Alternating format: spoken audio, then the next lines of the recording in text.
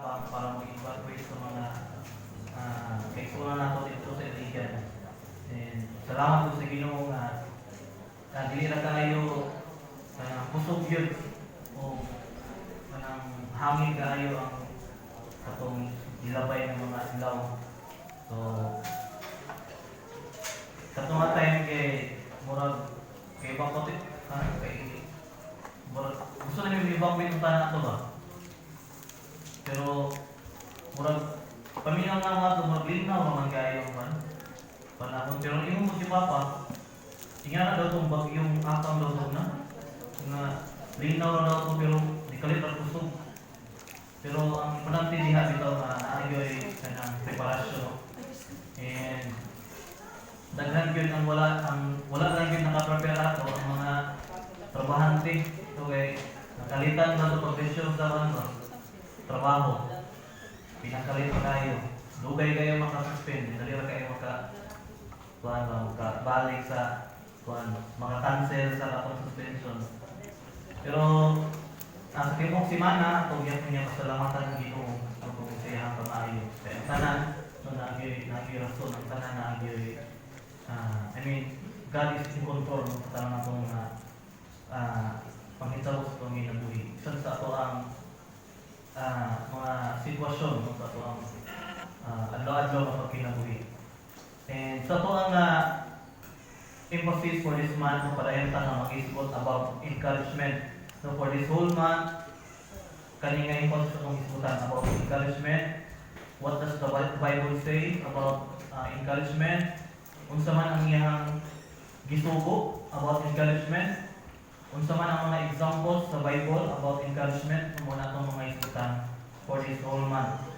But this morning, ang title sa itong text is Encourage to Stand Firm. Atong gibasa ang text na ito kaina in 1 Thessalonians chapter 3.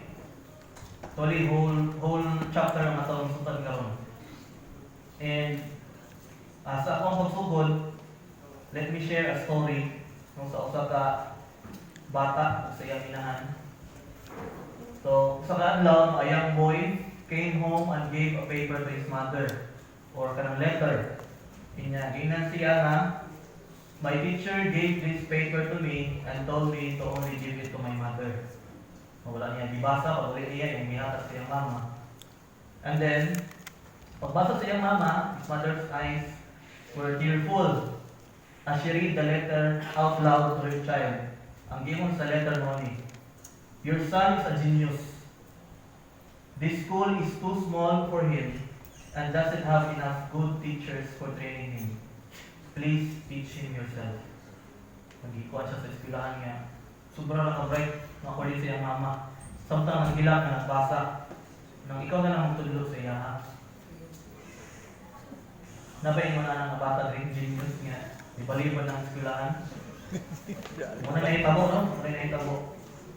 And then, years later, namatay niya ang mama.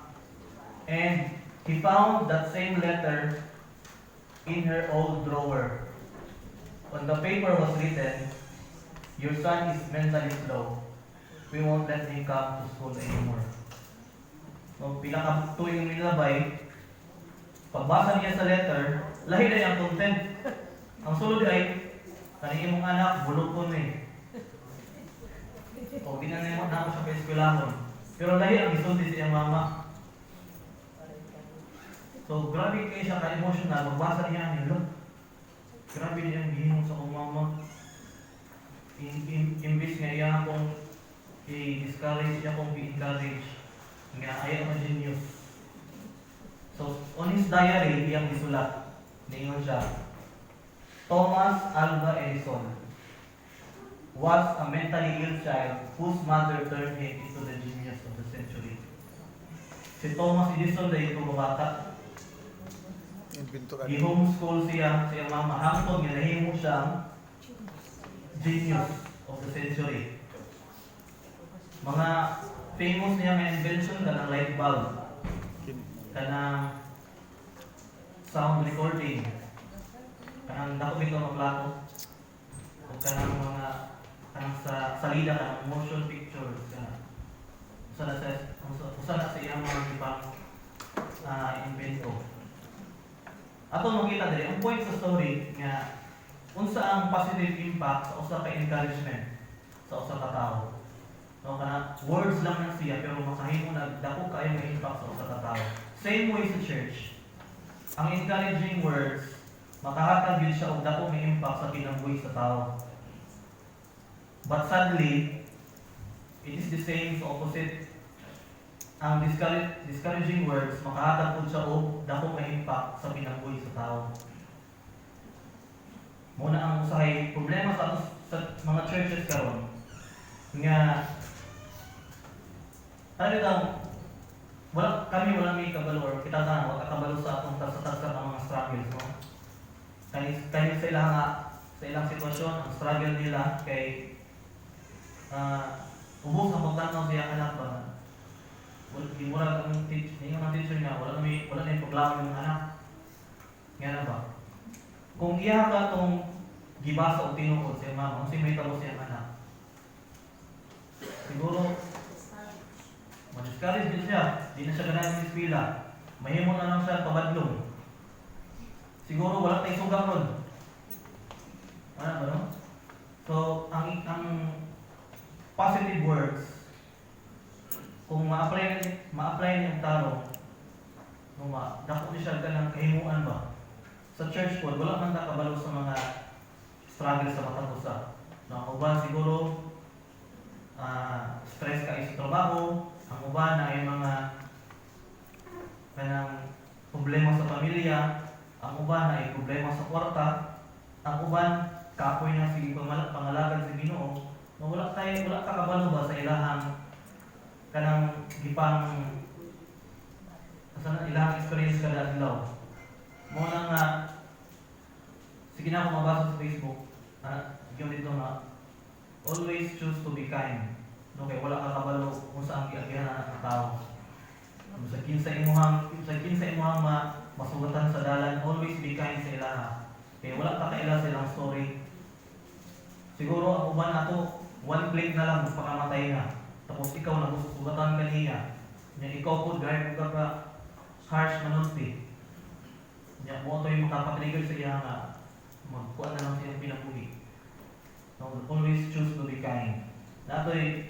Dapat isa ka kanang member sa church na yung siya nga nagreklamo siya sa pastor kay katong pastor pag magwali siya kada Domingo, sige mga saba, sige masuko, magwali ba?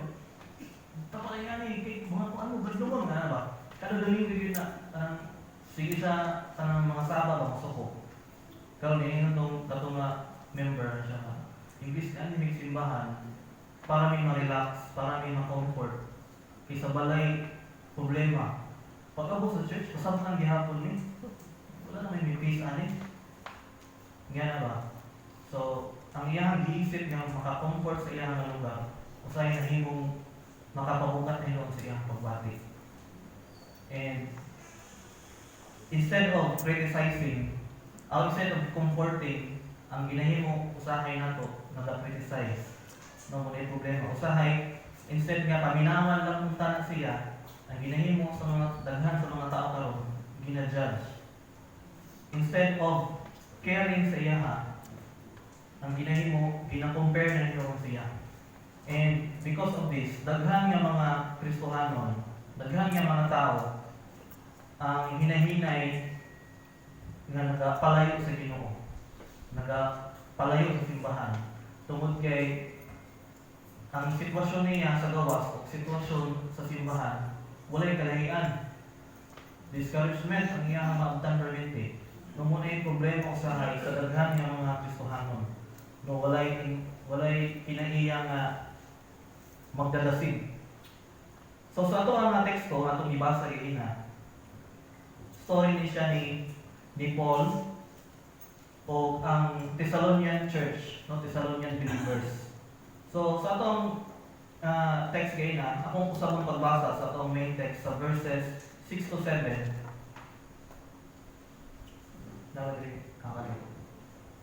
Verse 6, but Timothy has just now come to us from you and has brought good news about your faith and love, So kanina time gipadala ni Paul si Timothy ngadto sa Thessalonian. Kanina time si Paul na siya sa Athens. Gipadala niya sila kay para dasigon ang mga Thessalonian believers. Na pagbalik ni Timothy, nagdala siya good news about their faith and their overflowing love. He has told us that you always have pleasant memories of us and that you long to see us. So kanimong gunong Thessalonian, ang nagplant ani nga church si Paul and si Silas. Just as we also long to see you. So sulatan ni Paul sila nga mo ning hitabo nga report ni Timothy, unya ibala na ko nga nag-desire po dahil nga makaanha migbalik sa inyo ha.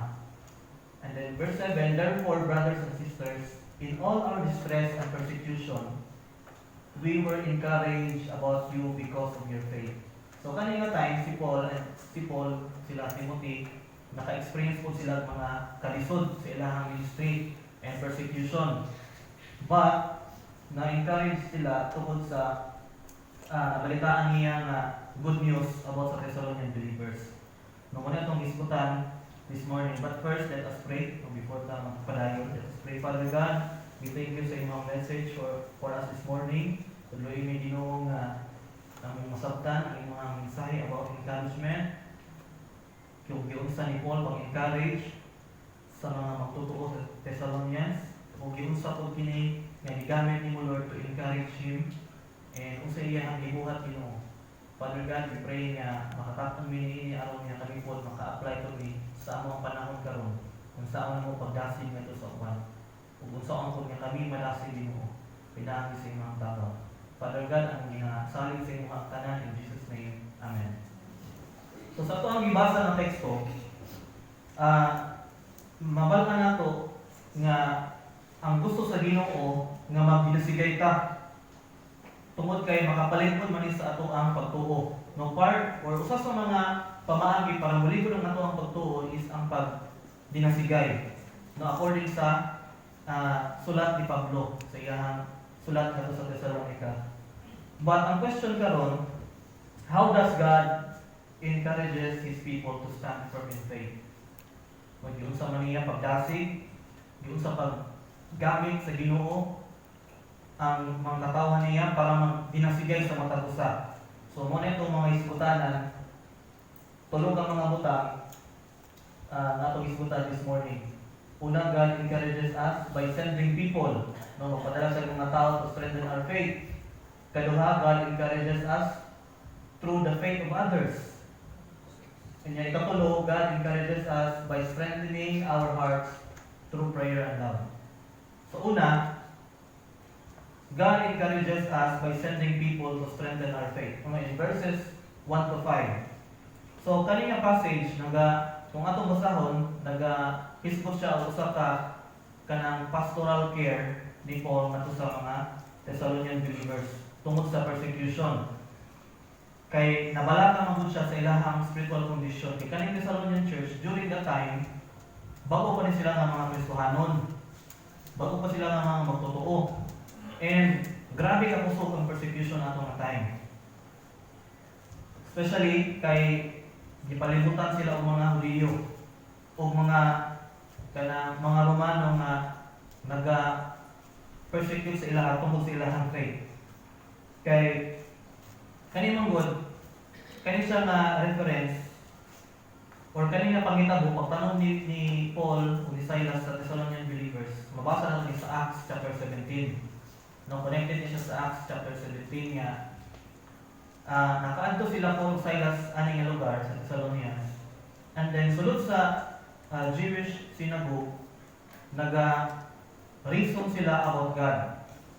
No, nag-isgot sila about ang Jesus Christ nga giun sa niya pang-suffer para sa atoa, giun sa niya or giun sa gibuhat sa mga tao sa iya, nung gilansan siya sa krus, namatay, gilubong niya sa ikatulong ka adlaw na banhaw. So mo niya ang iyang mga gipangsangyaw dito sa Thessalonian nga synagogue. And ang resulta, daghan nga mga tao ang na-convert. Daghan nga mga tao ang nituo nga si Jesus Christ is the Messiah. Kani mga Hudiyo, ako na may na-mention sa una ka, mga tao ni sila nga nagtuog gyapon sa Ginoo. But kaning ang kalahian sa Jew sa mga Jewish Christian, kaning mga Jew, ang ilahang reason nga para maluwas ang tao is by obeying sa mga traditions, sa mga law. Usa na ana ang issue sa Galatians, ang usa ana katong kailangan magpatuli ang mga Gentiles para ka maluwas. Kibali ang salvation plus good works ang ilaha para ka maluwas ang tao. Pero ginatudlo ni Paul ani nga time that Jesus Christ is the Messiah, meaning siya na ang nagbuhat nga para maluwas ang tao. And daghan ang mga tao na convert ato nga time. Pero naapoy mga tao nga wala na convert, mga tao nga nagpo-post sa ilaha, mga tao nga gihimuan sila issue. Ang ilahang gihimo nga issue nga kani sila nga mga sila Paul nagkuan sila na himo og laing hari si Jesus Christ. Murag ilahang gisabong ang Roman government og sila Paul.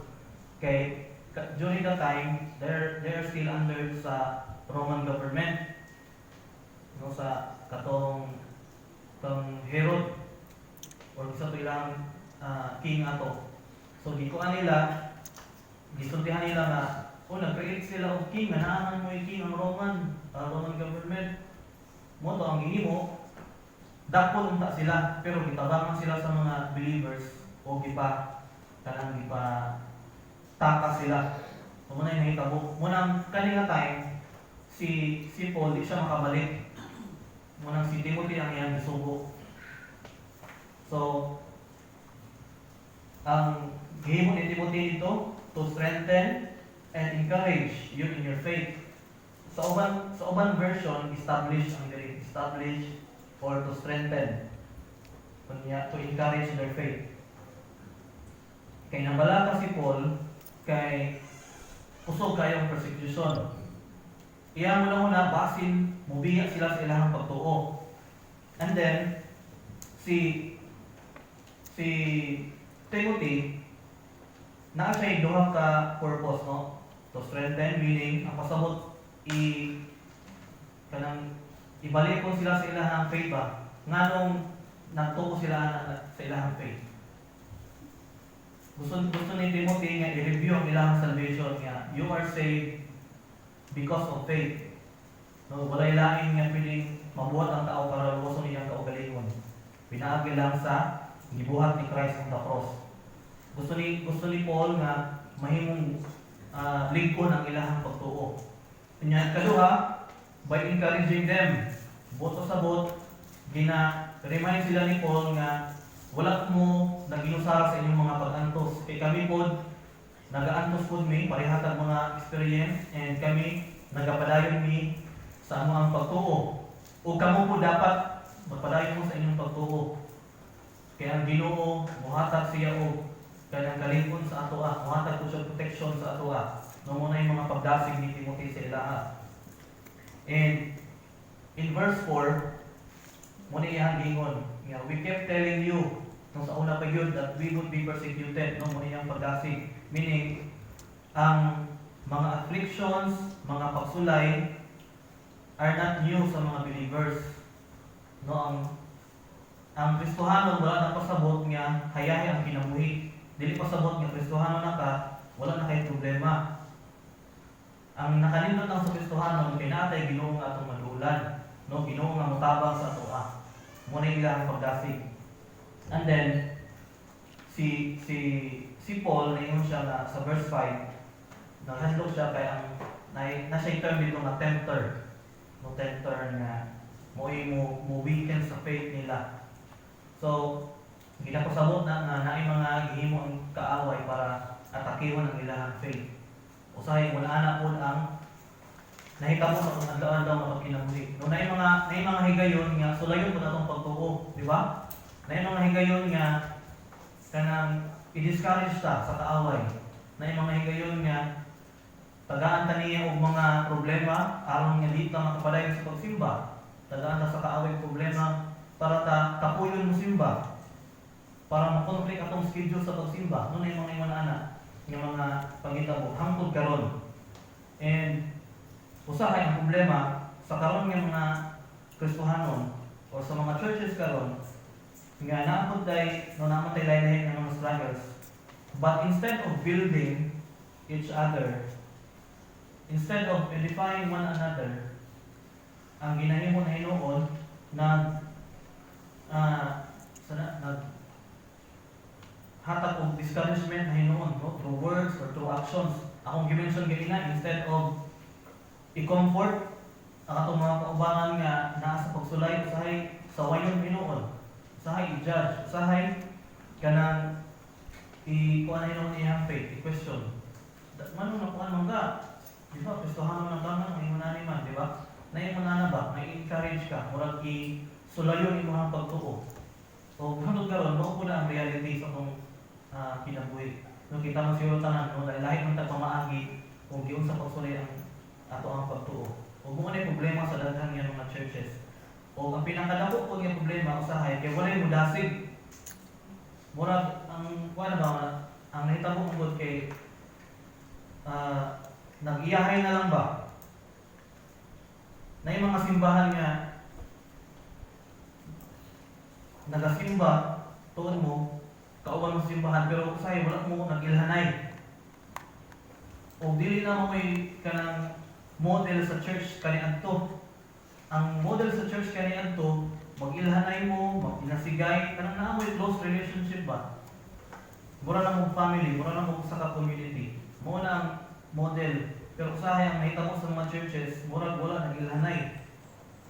Tungod kay wala man nag-ilhanay, wala kay concern sa ilaha. Tungod kay wala kay concern sa ilaha, wala kay buhaton para madasig sila sa panahon nga maluya sila. Pag makabantay ba ka ng kung regular ka na nagasimba na yan na ako'y kay kaubay nga regular na one day, di na siya musimba, di ba makabantay na juga na usahay ang nahitabo, mura bito, wala na kayo pakialam, ay wala na siya, mura pala lang ang simba. Pero ang gusto sa Ginoo nga atong buhaton karon nga sa panahon ito nga maluya imong kaubanan kay suunan. A simple message, pwede na siya nimo ikuan kanang i-chat ba? Kasi kumusta man ka? Wala lang ka sa Sunday. Gusto niya akong pwede ma-pray sa imo ha. Kanang ilan nga mga message, simple chat o simple message sa ilaha nga ma-reach out na to sila. Na muna yung gusto sa Ginoo nga atong buhaton. Let me share my testimony. Way back 2012 to 2014, kana nga mga time mo na pinaka-lowest part sa mong kinabuhi, sa ako ang kinabuhi. Kay kana nga time, nagka-problema ang pamilya o dako. O dako din siya na problema. O naapektuhan ako ang usa na sa mga naapekto sa akong pag-eskwela. Naunda ko pag-eskwela sa college, sa Yusuf mo sa una, Yusuf Islig. So, naundang ko. Tapos, katubod nga time, mga 2012 yata na, ang bagyong pamulong. 2012 ba to? So, kato nga time, ang amo ang balay, na may dakuay nga santol na, hindi mo magapos. So, isa ka dako. Natumba siya. So, natunga ako ang balay, ang makan. Tapos, bubag yun. Unya, so wala nang balay. Tapos, normally, napiktuhan yun ang ako ang spiritual life. No, pag-abot sa simbahan, kaya ano-ano ko ang problema, nagkadugang ba. So, naundang ko sa eskwela, problema sa balay. So, napiktuhan ako ang pag-serve ng Lord. Nakabantay ang mga church members nga, mura, nalahit na ako ang kanang attitude, kanang dili na kayo ko dasig ba? Dili na kayo ko active sa mga activities. Pag magwali na ang pastor, kaya nara ko sa likod permanente, sign, cellphone na ko. Pag sa school, usahay, late ko, dili ko mo-attend. So, ang mahitabo, gi-approach ko sa usa sa mga leaders, kunya, ginan ko nga, sige Bray, sukad karon di sa ka mutugtog. Gi-under ko nila sa disciplinary action. Tungod kay wala na may klaro ako ang attendance. So disciplinary action ko. So ako ang gi-expect nga maka-comfort sa ako ang mga tao. Mo ini samot sa ako ang problema. Naka-experience ang ginoo na ako. Nasamot ko ka down ba? Imbis diri ko makita peace sa church. Ni ko ano ka nang nasamot ko ka down. Unya nasamot ang medyo kayo, hindi na ko patugtugon. So salamat gyud ko sa Ginoo kay maayo kay ang Ginoo. Kay during that time, naigipadala ang Ginoo sa ako ang mga dasig. So gigamit sa Ginoo sila Pastor Rocky, si Ruben, nya mo katumatay po kulang silang instrumentalist diri sa mga goy. So gi-invite ko nila diri na sa mga biblay kay kulang mi. Mo to nga diri ko ni simba nga nagtugtog niya to kay katumatay officer na mo ato sa kuan sa BBYF sa mga grupo sa young people. So sukad ato hangtod karon diri na ako sa church. Unya dili na ako palimutan gyud nga part ato nga murag transition sa ato ang simbahan kay usa ka Domingo amot og first or second to na ako nga Sunday diri or third pa to. Pag abot na ako, commute naman ko gikan slave ano ba dis. Pag abot na ako diri sa gate, nay nagkatang na puti ng babae. Nya puti mo ng buhok. Kinsa man na? Ate Bing yun. Si Ate Bing. Pag sulod na ako, yan siya sa kuha. Dupa siya ba? Pag doon na ako, muli kayo ako kay sa siya. Masig ko pasulod, di na naman. Kaya kong gigapos. Gapos ko niya diya. Unya, ang words niya, ano siya, welcome ka diri bride. Grabe yung words ba? So pala ato bro, digaan akong pamati. Di ko may kailangan na. Unya, noon ba yun na siya na kanang strict top? Ano na ba? Kuha sa iha ba? Kanang tanaw sa mga tao sa iha. Yan, moto nga, muna pag-abot rin sa church, kaya kung giyak knowledge, si Brian, dili na siya, mag-fellowship sa to, atawag ba yun siya? So, wala akong bukay na-remember na, dili. Dawat mantanan. So, dili ko naka-feel dito, family dito na, nakapalayo ko ng pagsimba. So, bigamit sa Ginoo ang mga awit at ato na makapalayo ko sa upot pangalagan. Bisa, kanang problemado kayo ko. So, na-feel na ako parang welcome kay Kuwa. O, hatod garon, dili ko nakapit. Muna ang stories ako Muna ang kanang akong testimony about encouragement. So, pero wala ko na ako sila kanang ibasol po katong mga tao na nag-discourage ako. Kay base ko wala ko sila nawalihan og ingani ba. Nga iyon na like importante ang pagdasig sa mga tao. So, muna akong testimony sa ingon ani nga dako gyud siya impact kung if we can choose positive words sa mga tao. So, kasi atong buhaton ana knowing kanang gusto sa Ginoo nga magdinasigay ta. Una,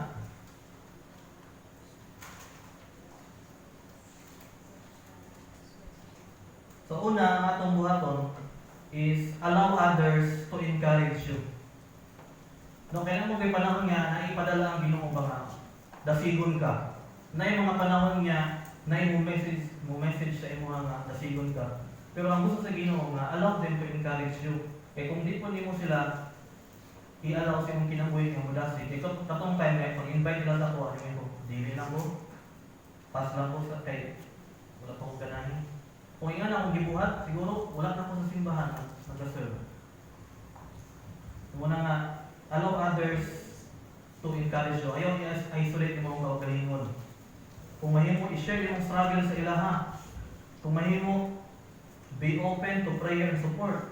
No, pwede ko magpa-pray ngayon manani. Kay namo kay panahon niya, dili man kita strong all the time. Namo kay panahon nga maluya ta. Na yung mga panahon nga kailangan nato nga dasigon ta. Munang naapoy gamiton ng Ginoo ng mga tao or mga sitwasyon para nga mudasig sa atoa. No, allow that opportunity nga mabalik ka mo padasig ka. Ikaduha, be at Timothy to someone na may panahon niya ikaw pwede gamiton sa Ginoo nga dasigon ang mga tao nga kailangan nga dasigon. Ako yung giina nga a simple message. It may be in a form of visitation. So grabe na ka powerful ang kanang visitation. Kung dako gina kay mo ang visitation. Unya prayer, a simple kumusta sa ilaha. Last November, sa mga klase ni sa TLM, naibiguan ang Ginoo sa baba, impress ang Ginoo sa baba. Pangumusta sa imong buwan, kaubanan sa bootcamp, o sa mga wala na kahibalo, kanang bootcamp, grupo naman na sa seminary, yung mga pastors and mga Christian education teachers. So namin grupo na sa seminary o batch po naman na sila niya gi-impress sa Ginoo sa ko nga i-chat ra sila. So ako ang gi-chat simple lang. Kumusta man ka? Unsa may akong pwede ma-pray sa imuha? Mura na. Kabalo mo nag-share sila ay panami napulong man may anak sa members. Ang tulo sa ilaha nagkinahanglan og prayer. Kaya na sila dako nga problema sa ilang ministry. Kaya na niya katong time wala daw sila yung istoryahan ako pa. Imagine kung wala ko ni chat, murag kuan ba? Dili man sa ingon nga tungod sa kuan ba. Pero katong mugod ka time kinahanglan kayo nila nga na sila yung istoryahan ug naay mo pray sa ilaha. Mo na nga nagpasalamat sila ba nga kontak ko